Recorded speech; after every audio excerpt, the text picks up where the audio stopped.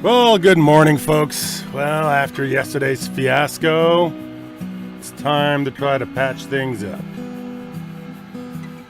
Yeah, well, the boys from Hardy just couldn't wait for me to get my act together. So they took back the big boy and they gave me this. Well, gave me this. I think I may have ended up buying it. I just found that the big sprayer was nice, don't get me wrong, very pretty. But the more I tried to use it, even for missions and stuff like that, the more I realized it was going to take me forever to pay that off. So I sort of called them up. They found me this new guy, smaller sprayer, pretty good rake on it though. And I think it'll do us fine for spraying, for both fertilization and pesticides. I also took delivery of this little baby here. This is my brand new 6M 135. Yeah, I don't need anything much more than a 135. It's just going to be a yard tractor. Maybe do a little bit of fertilization with it. Comes with row crop tires. She's got dual rows on her if I want them. So if things get a little wetter or I need to worry about compaction, I can always go to the duals. So she's going to serve us quite well. And took a couple of other pieces of equipment in. Mostly a cultivator, and I've been working on that. So we got almost everything cultivated now. We're almost completely reset. Like I mentioned, I'm just going to get rid of all the soybeans that are in the fields. Because frankly, the return on them is just going to be garbage. So better off just plowing it under instead of hiring somebody in to come and do the harvest. Just come and do custom harvest and then end up having to basically just pay out money and more money just to end up with a mediocre crop. So if I'm going to do it, I might as well do it right. Got to be able to do something with the right amount of fertilization on it. That field over there, the pH on it is way off. Gonna need to shoot it with lime just to get it to act correctly. Covered in weeds. The whole farm is covered in weeds. Need a couple of 100 gallons of Roundup just to get that sorted. Yeah. Really, I thought I was walking into a going concern, but it's really a do-over. So, when we come back today, we're going to take care of cultivating this field over here, the one behind the farm. All right, just going to park this sucker up, and I will be right back with you after this.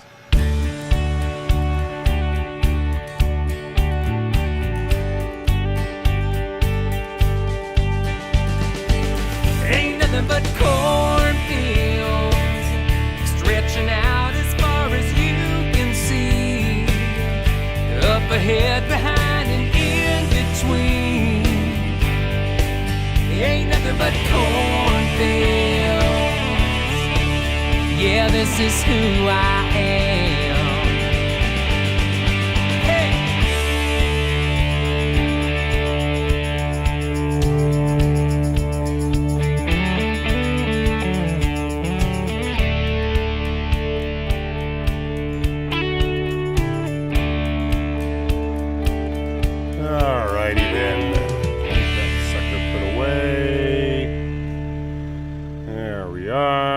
Beautiful. Still need to do a little bit of installation on this thing. Oh yeah, this is the 643R. So looks nice. I like it a lot. Oh no, the 643 is the forks. The 135 is the tractor. Nice little model too. I don't know if the in-game one is like this, but I like the fact that the radiator's kind of see-through and the hydraulic, the what do you call it? The console for the hydraulics is custom to John Deere. They got their own set of front loader forks too. All in all, not bad. I think there should be a few more John Deere implements, if you know what I mean. Like if they're gonna go this far into it, might as well just go crazy and make custom stuff for it. If you're gonna have custom forks, you might as well have custom everything. Okay. Back this thing up into the shed over here. And all the way in. Yeah, just put it right alongside here. Gotta have to pull out that cultivator anyway. So, alright, let's see here. And there she goes.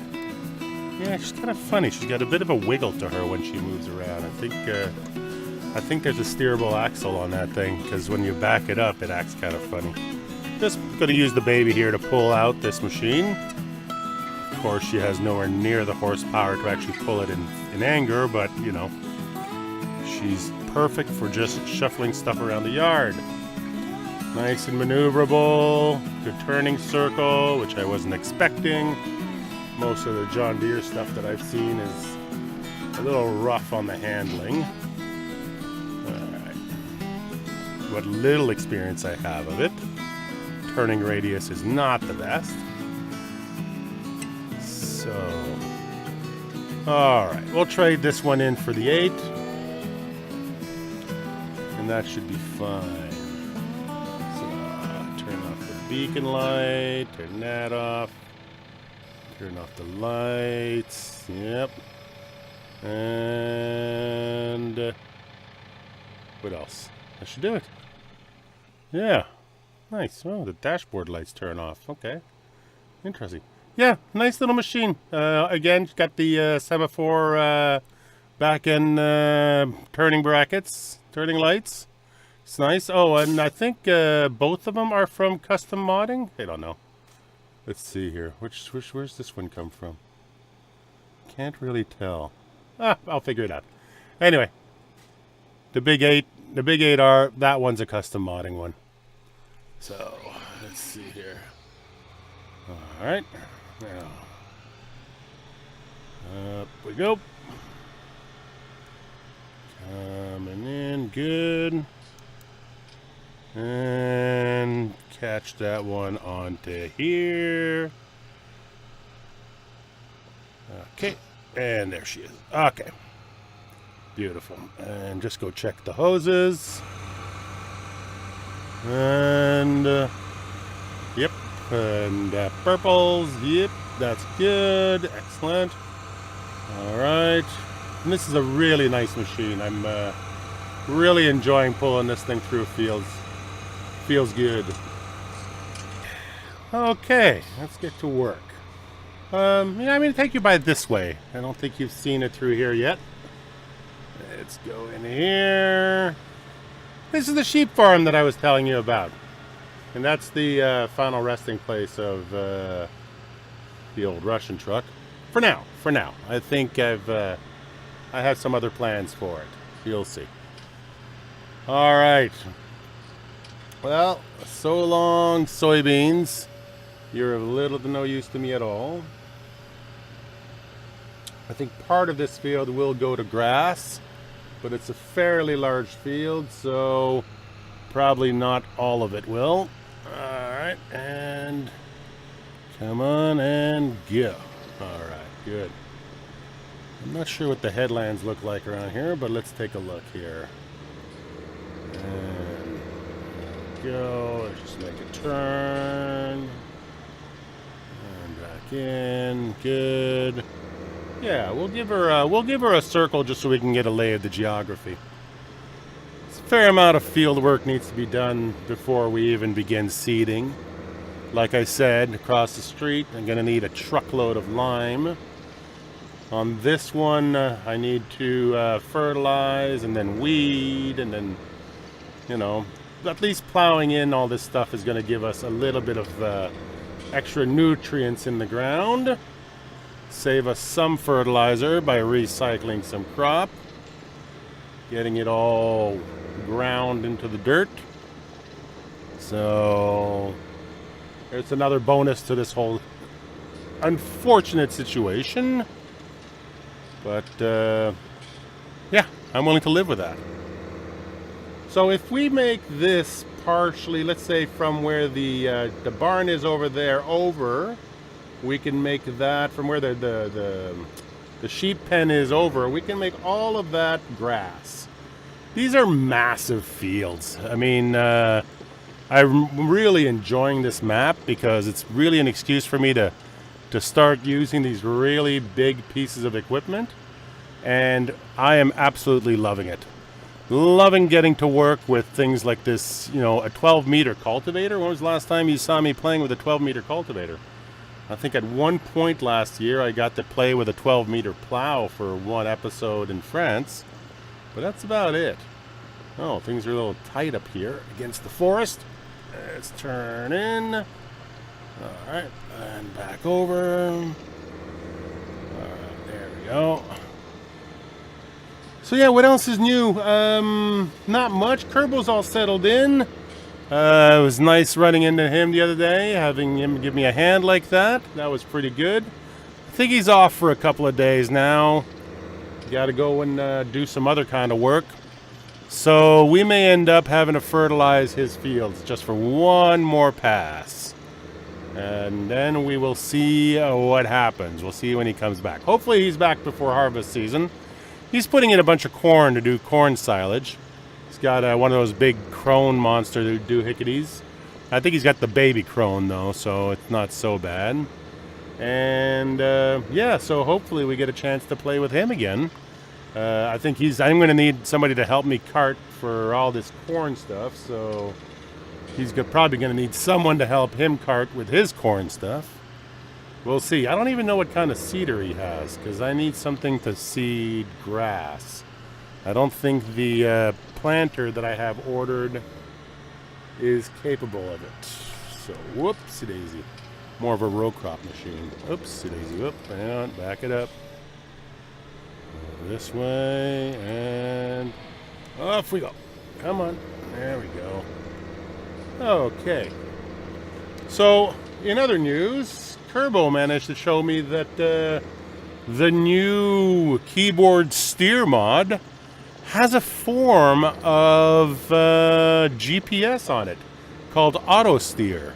So if you look here, you can go into your menu and you can set the angle of your auto steer. So if you want it to snap every 45 degrees, you tell it to do so, and so on and so forth.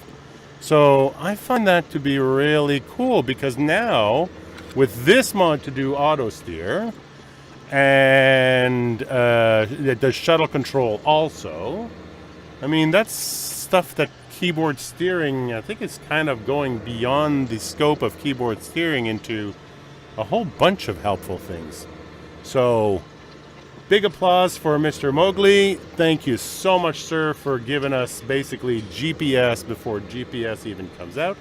And frankly, for me, this is a much friendlier, much more usable version of GPS, because you don't have to do all that goofing off with setting up your courses and making sure you get the right angle. You just point it in the right general direction, you hit your auto steer, boom, you're there. You're going in a straight line. So farming on this scale, that's going to be extremely helpful. Now, it doesn't measure anything, so you still got to make sure that your cultivator's in the right place. It doesn't set you with limits, and you can't nudge it around and stuff like that. It's literally a point and shoot auto steer. And if you ask me, it's better for it. So I'm going to carry on with all of this goofiness. I've got a fair amount of work to do today. I got to finish cultivating this whole field, and then we're going to be waiting for grass to grow, basically. We got to wait for the weeds to pop up so that we can hammer them down with some Roundup. So I don't know how long that's going to take. I'm going to let it happen on its own pace.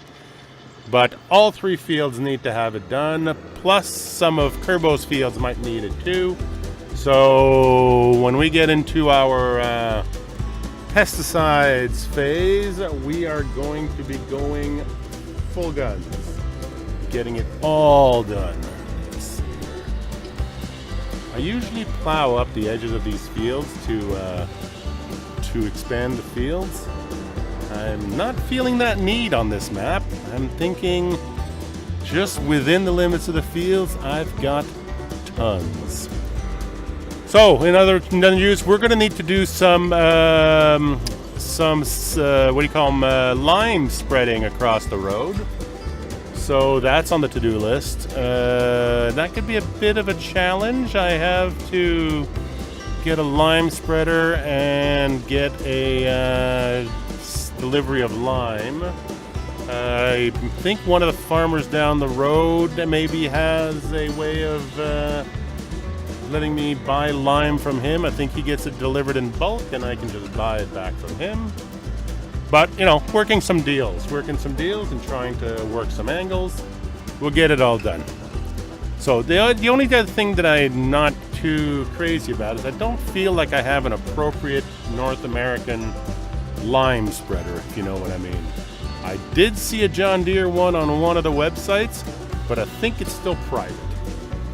So I am going to beat the bushes and try to come up with something that will be appropriate for spreading lime in this lovely little valley of ours.